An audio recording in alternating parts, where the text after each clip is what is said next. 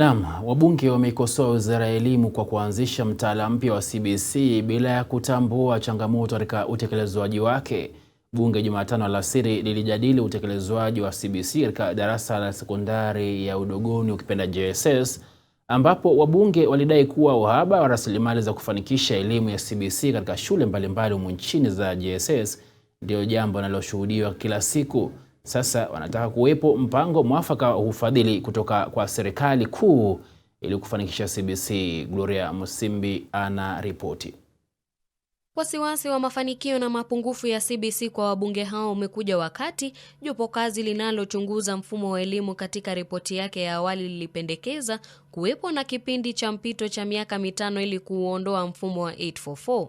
Wakiongozwa na mbunge wa Mbeere Kaskazini Geoffrey Ruku, wabunge wanataka kuandaliwa kwa sera ya ufadhili wa shule za sekondari za kimsingi nchini JSS, huku wakisikitika kwa serikali ilitekeleza sera hiyo ilhali shule hazina miundombinu ya msingi kama vile madarasa na viwanja vya michezo kwa watoto miongoni mwa mengine. A need probably in the future, and I'm going to take this forward in amending the Education Act of 2012 to ensure assessment and evaluation is well done, and more importantly, Madam Speaker, the funding of the junior secondary school is to be well considered by the government so that there can be sustainability, good governance, access to curriculum support materials, and also pedagogical approaches.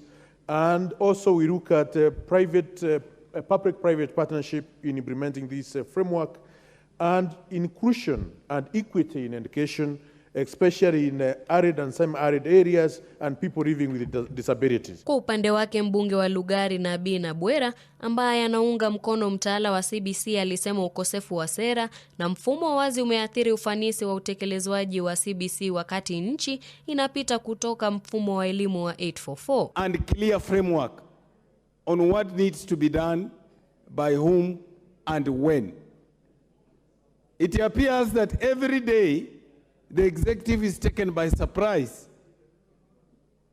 We've not put enough into the planning of this very well, if implemented, system that will change the life of our nation. Wabunge hao wanataka Wizara ya Elimu kuhakikisha kuwa kila shule ya msingi ina shule ya sekondari ya kimsingi ili kuepuka hali ambapo wanafunzi husafiri umbali mrefu kwenda shuleni. The normal capitation that are going to schools with a substantial amount of money.